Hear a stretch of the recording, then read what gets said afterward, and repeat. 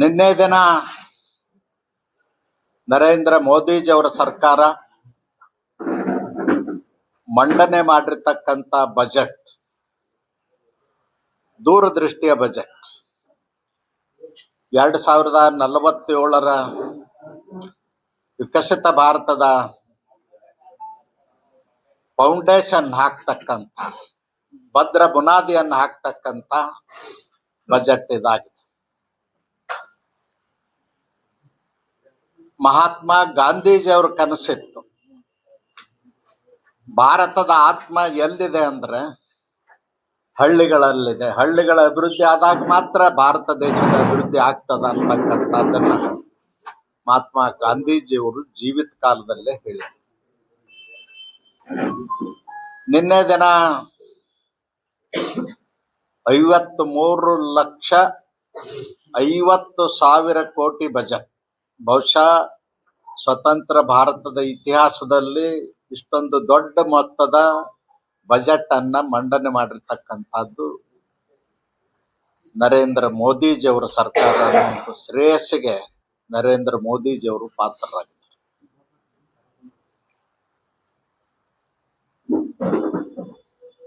ಮಹಾತ್ಮ ಗಾಂಧೀಜಿಯವರು ಕನಸನ್ನ ನನಸು ಮಾಡ್ಲಿಕ್ಕೆ ನರೇಂದ್ರ ಮೋದಿಜಿಯವರು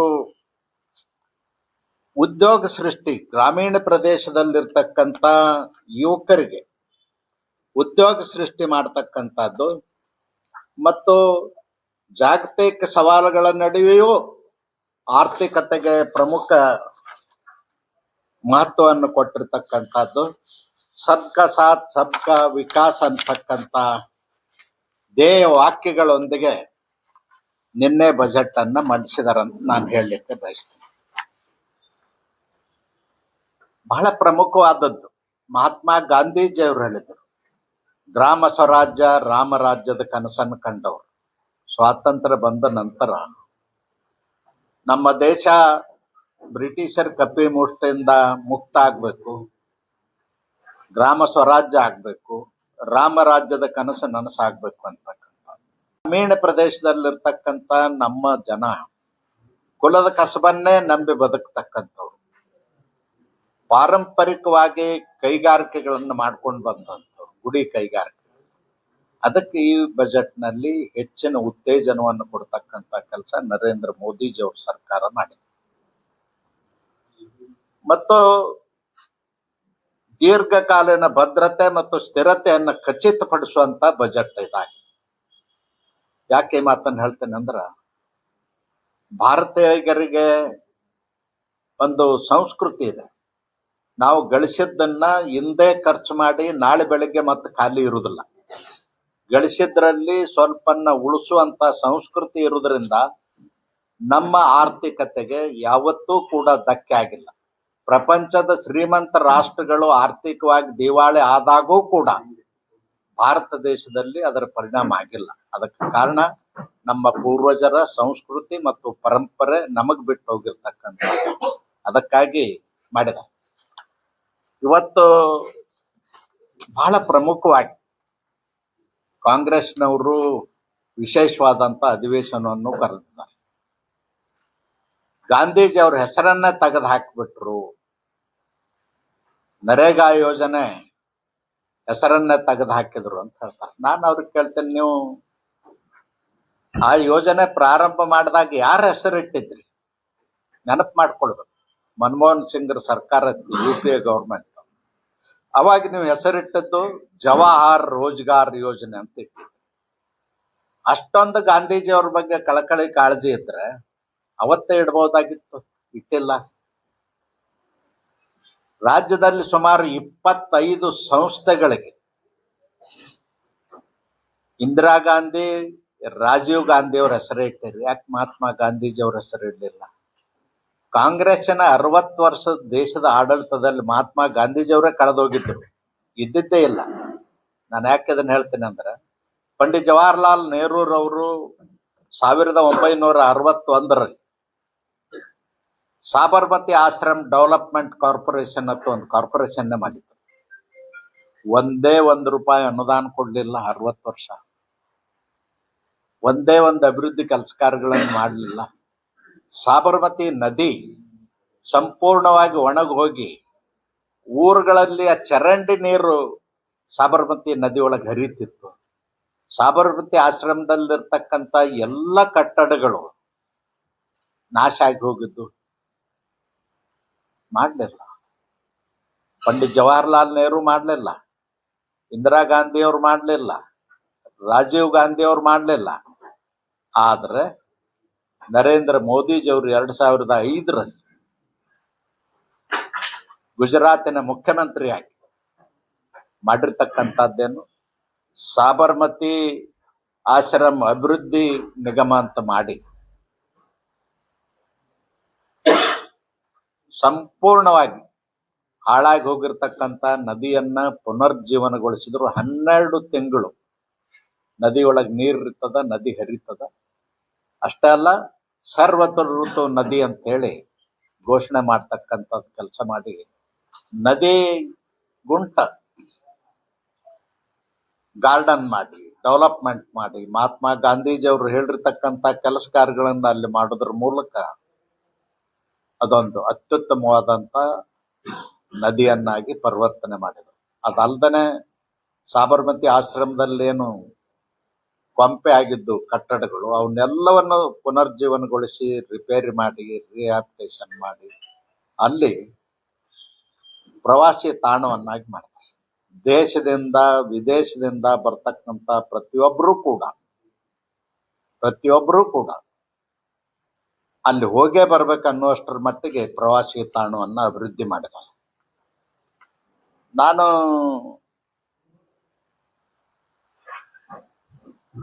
ರಾಜ್ಯದ ಮುಖ್ಯಮಂತ್ರಿಗಳಾದ ಸಿದ್ದರಾಮಯ್ಯನವ್ರಿಗೆ ಕೇಳಲಿಕ್ಕೆ ಬಯಸ್ತೇನೆ. ನೀವು 2ನೇ ಅವಧಿಗೆ ಮುಖ್ಯಮಂತ್ರಿ ಆಗಿರಿ, 7.5 ವರ್ಷ ಆಯ್ತು ಮುಖ್ಯಮಂತ್ರಿ. ನೀವು ಗಾಂಧೀಜಿಯವರ ಹೆಸರಿನಲ್ಲಿ ಮಾಡಿದಂಥ ಯಾವುದಾದ್ರೂ ಕೆಲಸ ಅದನ? ನಕಲಿ ಗಾಂಧಿಗಳ ಹೆಸರಲ್ಲೇ ಮಾಡಿದ್ರಿ. ಸೋನಿಯಾ ಗಾಂಧಿ, ರಾಹುಲ್ ಗಾಂಧಿ, ಇಂದಿರಾ ಗಾಂಧಿ, ಪ್ರಿಯಾಂಕಾ ಗಾಂಧಿ ಅಂತ ನೀವು ಯಾವುದನ್ನು ಮಾಡಲಿಲ್ಲ. ಜನರಿಗೆ ಮೋಸ ಮಾಡ್ತಕ್ಕಂಥ, ತಿರುಚಿ ಹೇಳ್ತಕ್ಕಂಥ ಹೇಳಿಕೆಗಳನ್ನ ಕೊಟ್ಟು ಮೋಸ ಮಾಡೋದೇ ಒಂದು ಉದ್ಯೋಗ ಮಾಡ್ಕೊಂಡ್ರಿ. ಅದು ಅಲ್ಲ. ಅದಕ್ಕೆ ಇವತ್ತೇನು ನರೇಗಾದೊಳಗೆ UPA ಗೌರ್ಮೆಂಟ್ನಲ್ಲೇ ಪ್ರಾರಂಭ ಆಯ್ತು. ಮನಮೋಹನ್ ಸಿಂಗ್ರ ಪ್ರಧಾನಮಂತ್ರಿ ಇದ್ದಾಗೆ ಪ್ರಾರಂಭ ಆಯ್ತು. 9 ವರ್ಷಗಳಲ್ಲಿ ಅವ್ರು ಖರ್ಚು ಮಾಡಿದ್ದು ಎಷ್ಟಂದ್ರೆ 1,62,000 ಕೋಟಿ. ನರೇಂದ್ರ ಮೋದಿಜಿ ಅವರು 11 ವರ್ಷದಲ್ಲಿ ಖರ್ಚು ಮಾಡಿದ್ದು 8,52,000 ಕೋಟಿ. ಯಾರು ಹೆಚ್ಚು ಖರ್ಚು ಮಾಡ್ದಂಗಾಯ್ತು. ಇವತ್ತು ಅದರಲ್ಲಿ ಕೆಲವೊಂದು ಬದಲಾವಣೆಗಳನ್ನು ತರಲಿಕ್ಕೆ ಮುಖ್ಯ ಕಾರಣ ಭ್ರಷ್ಟಾಚಾರ. ಒಂದೊಂದು ಗ್ರಾಮ ಪಂಚಾಯತಿಗಳಲ್ಲಿ 4, 5, 6 ಕೋಟಿ ಖರ್ಚು ಮಾಡ್ತಾರೆ. ಒಂದೇ ₹1 ಅಸೆಟ್ ಕ್ರಿಯೇಟ್ ಆಗಿಲ್ಲ, ಆಸ್ತಿ ನಿರ್ಮಾಣ ಆಗಿಲ್ಲ. ಹಾಗಾದ್ರೆ ದುಡ್ಡು ಎಲ್ಲಿ ಹೋಯ್ತು ಅಂತ ಕೇಳಿದ್ರೆ ಲೆಕ್ಕ ಇಲ್ಲ. ಕಾಂಗ್ರೆಸ್ ಸರ್ಕಾರ ಹೇಳ್ತದ ನಮಗೆ ಗೊತ್ತಿಲ್ಲ, ಪಂಚಾಯತ್ ಅವರು ಕೇಂದ್ರ ಸರ್ಕಾರಕ್ಕೆ ಗೊತ್ತಂತ. ಒಂದೇ ₹1 ಲೆಕ್ಕ ಕೊಡ್ಲಿಕ್ಕೆ ತಯಾರಿಲ್ಲ. ಈಗ ಅವ್ರಿಗೆ ಸಂಕಟ ಆದದ್ದೇನಂದ್ರೆ ಅದನ್ನು ಬೋಗಸ್ ಮಾಡಿ ಏನು ದುಡ್ಡು ತಿಂತಿದ್ರು ಮತ್ತು ಅದರ ಲೆಕ್ಕ ಕೇಳಿ ಆಸ್ತಿ ಅಸೆಟ್ ಎಷ್ಟು ಕ್ರಿಯೇಟ್ ಆಗಿದೆ ಅಂತ ಕೇಳಿದ್ದಕ್ಕಾಗಿ ಇವತ್ತು ಕಾಂಗ್ರೆಸ್ನವ್ರಿಗೆ ಹೊಟ್ಟೆ ಉರಿ ಪ್ರಾರಂಭ ಆಗಿದೆ. ಅದಕ್ಕಾಗಿ ಈ ಡೋಂಗಿ ನಾಟಕವನ್ನು ಶುರು ಮಾಡಿದ್ದಾರೆ. ನಾನು ಕೇಳಲಿಕ್ಕೆ ಬಯಸ್ತೇನೆ,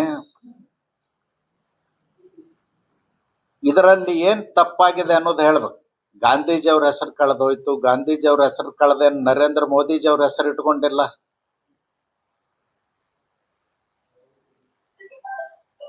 ನಾವು ಹೇಳ್ಬೇಕಲ್ಲ, ವಿಕಸಿತ ಭಾರತ ಗ್ರಾಮೀಣ ಗ್ಯಾರಂಟಿ ಯೋಜನೆಗೆ ಆಜೀವಿಕಾ ಮಂಚತ್ ಮಾಡಿದ್ದಾರೆ. ಅದರಲ್ಲಿ ಏನು ಗಾಂಧೀಜಿಯವ್ರ ಬಗ್ಗೆ ಅನ್ಯಾಯ ಆಗಿದೆ ಹೇಳ್ಬೇಕಲ್ಲ, ಏನಿಲ್ಲ. ಆದ್ರೆ 100 ದಿನ ಇದ್ದದನ್ನು 125 ದಿವಸ ಮಾಡಿದಾರ. ಕೂಲಿ 340 ಇದ್ದದನ್ನು 370 ಮಾಡಿದಾರ. ಮತ್ತು ಸುಗ್ಗಿ ಕಾಲದಲ್ಲಿ ರೈತರಿಗೆ ಕೆಲಸಕ್ಕೆ ಜನ ಸಿಗುದಿಲ್ಲ, ಕೃಷಿ ಕಾರ್ಮಿಕರು ಅಂತ 30 ದಿವಸ ರಜಾ ಮಾಡ್ತಕ್ಕಂಥದ್ದು ಮಾಡಿದ್ದಾರೆ. ಎರಡೂ ಸುಗ್ಗಿ, ಮುಂಗಾರು ಹಂಗಾಮ ಮತ್ತು ಹಿಂಗಾರಿ ಹಂಗಾಮಿನಲ್ಲಿ 30 ದಿವಸ ಉಳಿದು ಎಲ್ಲನೂ ಅನುಕೂಲತೆ ಮಾಡಿದ್ದಾರೆ. ಮತ್ತು ಗ್ರಾಮ ಪಂಚಾಯತಿ ಅಧಿಕಾರ ಕಿತ್ಕೊಂಡ್ರು ಅಂತ ಹೇಳ್ತಾರೆ. ಇಲ್ಲ, 100% ಗ್ರಾಮ ಪಂಚಾಯತಿಯವರು ಯೋಜನೆ ತಯಾರು ಮಾಡ್ಬೇಕು. ಅವ್ರ ಊರಿಗೆ ಏನು ಬೇಕು ಅವರೇ ಮಾಡ್ಬೇಕು. ಅಸೆಟ್ ಕ್ರಿಯೇಟ್ ಆಗ್ಬೇಕು, ರೈತರಿಗೆ ಅನುಕೂಲ ಆಗ್ಬೇಕು, ಮಳೆ ನೀರು ಕೊಯ್ಲು ಹಾಕ್ಬೇಕು, ಕೆರೆಕಟ್ಟೆಗಳನ್ನು ದುರಸ್ತಿ ಮಾಡ್ಬೇಕು, ಶಾಶ್ವತ ಕಟ್ಟಡಗಳನ್ನ ಕಟ್ಟಬೇಕು, ಶಾಲೆ ಕಾಲೇಜುಗಳನ್ನ ಕಟ್ಟಬಹುದು. ಅದು ಎಲ್ಲದಕ್ಕೂ ಅವಕಾಶ ಮಾಡಿದಾರ. ಆದರೆ ಜನರಿಗೆ ಮೋಸ ಮಾಡತಕ್ಕಂಥ ಕೆಲಸ ಇವತ್ತು ಕಾಂಗ್ರೆಸ್ನವರು ಹೇಳಿದಾರೆ.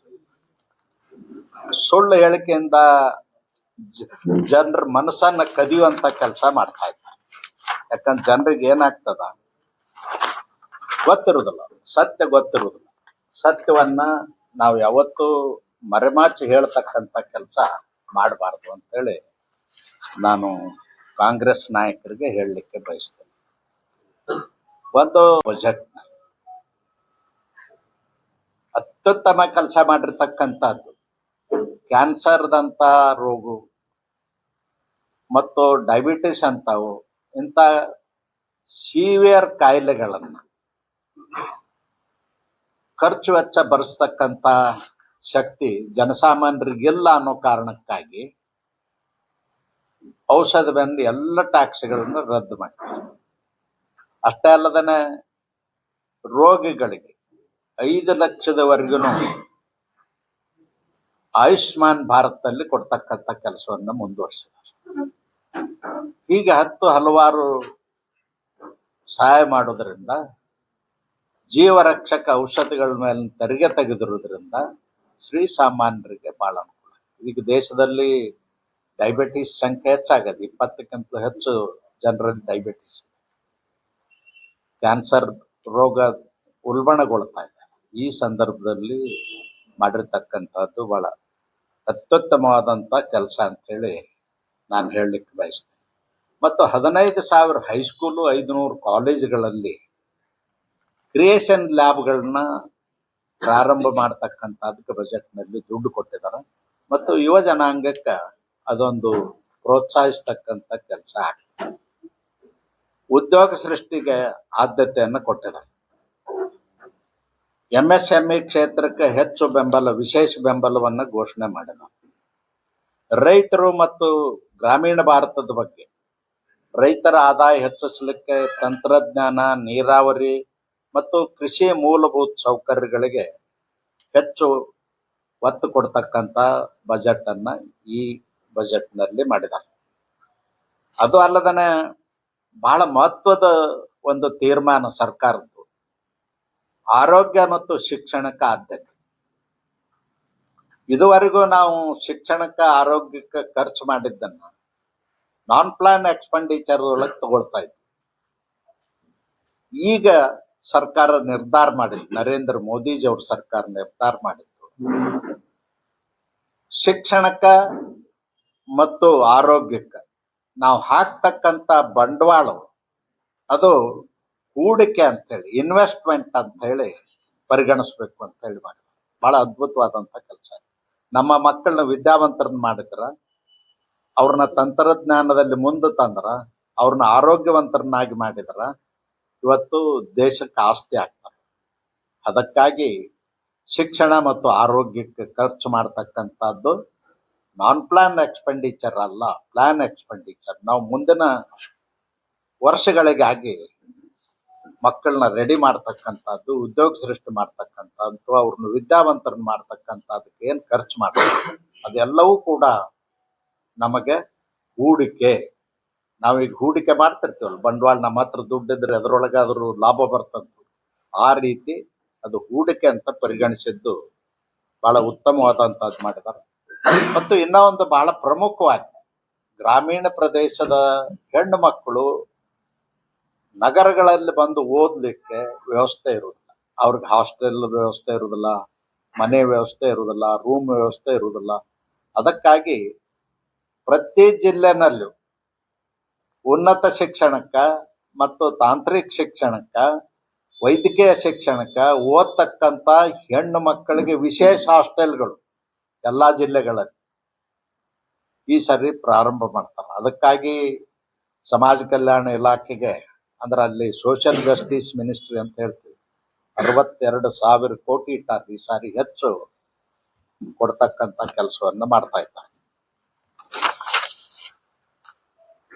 ಮತ್ತು ನಗರ ಪ್ರದೇಶದಲ್ಲಿ ಮೂಲಭೂತ ಸೌಕರ್ಯಕ್ಕಾಗಿ ಹೆಚ್ಚಿನ ಬಂಡವಾಳವನ್ನು ಹೂಡಿಕೆ ಮಾಡ್ತಕ್ಕಂಥದ್ದು ರಸ್ತೆ, ರೈಲು, ನಗರಾಭಿವೃದ್ಧಿ, ವಸತಿ ಯೋಜನೆ ಇವಕ್ಕೆ ಹೆಚ್ಚಿನ ಒಂದು ಅನುದಾನವನ್ನು ಕೊಡ್ತಕ್ಕಂಥ ಕೆಲಸ ನರೇಂದ್ರ ಮೋದಿಜಿಯವರು ಸರ್ಕಾರ ಮಾಡಿದೆ. ಹಸಿರು ಅಭಿವೃದ್ಧಿ ಮಹತ್ವವನ್ನು ಒತ್ತಿ ಹೇಳಿ ನವೀಕರಿಸಬಹುದಾದ ವಿದ್ಯುತ್ತನ್ನು ಮತ್ತು ಪರಿಸರ ಸಂರಕ್ಷಣೆಗೆ ಬಜೆಟ್ನಲ್ಲಿ ವಿಶೇಷವಾದಂಥ ಕಾರ್ಯಕ್ರಮಗಳನ್ನು ಕೊಟ್ಟಿದ್ದಾರೆ. ಮತ್ತು 2026ರ ಬಜೆಟ್ ಭವಿಷ್ಯಮುಖಿ ಹೊಣೆಗಾರಿಕೆ ಮತ್ತು ವಿಶ್ವಾಸ ಮೂಡಿಸುವಂತ ಬಜೆಟ್.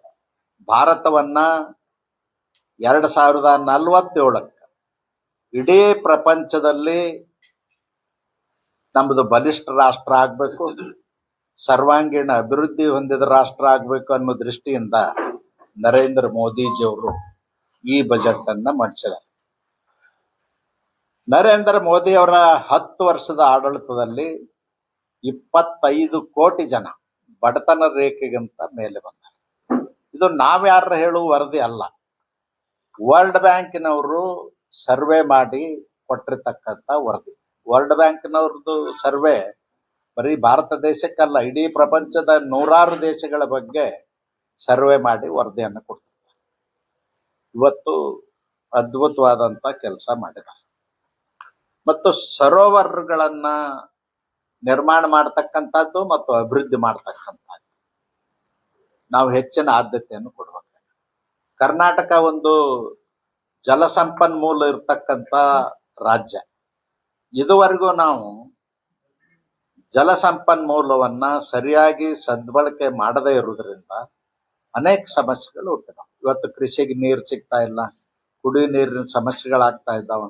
ಕುಡಿಯುವ ನೀರಿನಲ್ಲಿ ಸುರಕ್ಷಿತವಾದ ಶುದ್ಧವಾದಂಥ ನೀರನ್ನು ಹುಡುಕುವಂಥ ಪರಿಸ್ಥಿತಿ ಬಂದದ. ಭೂಮಿ ಒಳಗಡೆ ಇರ್ತಕ್ಕಂಥ ನೀರು ಕಲುಷಿತ ಇರ್ತದೆ, ಫ್ಲೋರೈಡ್ ಇರ್ತದ, ಕಬ್ಬಿಣದ ಅಂಶ ಇರ್ತದ, ನೈಟ್ರೇಟ್ ಇರ್ತದ. ಹೀಗಾಗಿ ಕುಡಿಲಿಕ್ಕೆ ಉಪಯೋಗ ಮಾಡಲಿಕ್ಕೆ ಯೋಗ್ಯ ಅಲ್ಲದಂಥ ನೀರು ಇರ್ತದೆ. ಆದರೆ ಈ ಸರೋವರಗಳ ನಿರ್ಮಾಣ ಮಾಡೋದ್ರಿಂದ ಭೂಮಿಯ ಮೇಲ್ಭಾಗದಲ್ಲಿರ್ತಕ್ಕಂಥ ನೀರು ಯಾವತ್ತೂ ಕೂಡ ಸುರಕ್ಷಿತವಾಗಿರ್ತದ, ಶುದ್ಧವಾಗಿರ್ತದ ಮತ್ತು ಅಂತರ್ಜಲವನ್ನು ಹೆಚ್ಚು ಮಾಡ್ತದ. ಮೀನುಗಾರಿಕೆ, ಹೈನುಗಾರಿಕೆಗೆ, ಕೃಷಿಗೆ ಉತ್ತಮವಾದಂಥ ಅವಕಾಶಗಳನ್ನು ಈ ಸರೋವರಗಳು ಮಾಡಿಕೊಡ್ತವೆ. ಮತ್ತು ಕರ್ನಾಟಕದಲ್ಲಿ ತೆಂಗು ಬೆಳೆಗಾರರು ಇವತ್ತು ಸಂಕಷ್ಟದಲ್ಲಿದ್ದರು. ತೆಂಗಿನ ಬೆಳೆಗೆ ಹೆಚ್ಚಿನ ಆದಾಯ ಬರ್ತಾ ಇಲ್ಲ ಅಂತ ಹೇಳಿ ಕಡಿಮೆ ಮಾಡ್ತಾ ಇದ್ರು. ಅದಕ್ಕಾಗಿ ತೆಂಗಿನ ಬೆಳೆಗೆ ಪ್ರೋತ್ಸಾಹನ ಮಾಡ್ತಕ್ಕಂಥದ್ದು 1 ಕೋಟಿ ರೈತರಿಗೆ ಇದರದ್ದು ಅನುಕೂಲ ಆಗ್ತದೆ. ತೆಂಗು ಅಷ್ಟೇ ಅಲ್ಲದೇ ಗೋಡಂಬಿ ಮತ್ತು ಏನದು ಕೋಕೋ ಇವು ಎಲ್ಲದಕ್ಕೂ ಕೂಡ ಈ ಅವಕಾಶ ಸಿಗುವುದರಿಂದ 3 ಕೋಟಿಯಷ್ಟು 4 ರಾಜ್ಯದ ರೈತರಿಗೆ ಮತ್ತು ಕರಾವಳಿಯವರಿಗೆ ಹೆಚ್ಚಿನ ಅನುಕೂಲ ಆಗ್ತಕ್ಕಂಥದ್ದಿದೆ. ಪ್ರಮುಖ ನಗರಗಳಿಗೆ ಹೈಸ್ಪೀಡ್ ರೈಲುಗಳನ್ನು ಕ್ಯಾಪಿಟಲ್ ರಾಜಧಾನಿಯಿಂದ ಇನ್ನೋಳು ಅಂತರ್ರಾಜ್ಯ ಬೇರೆ ಬೇರೆ ರಾಜ್ಯಗಳಿಗೆ ಹೋಗ್ತಕ್ಕಂಥದ್ದು ಕೂಡ ಹೆಚ್ಚಿನ ಅವಕಾಶವನ್ನು ಮಾಡಿಕೊಟ್ಟಿದ್ದಾರೆ.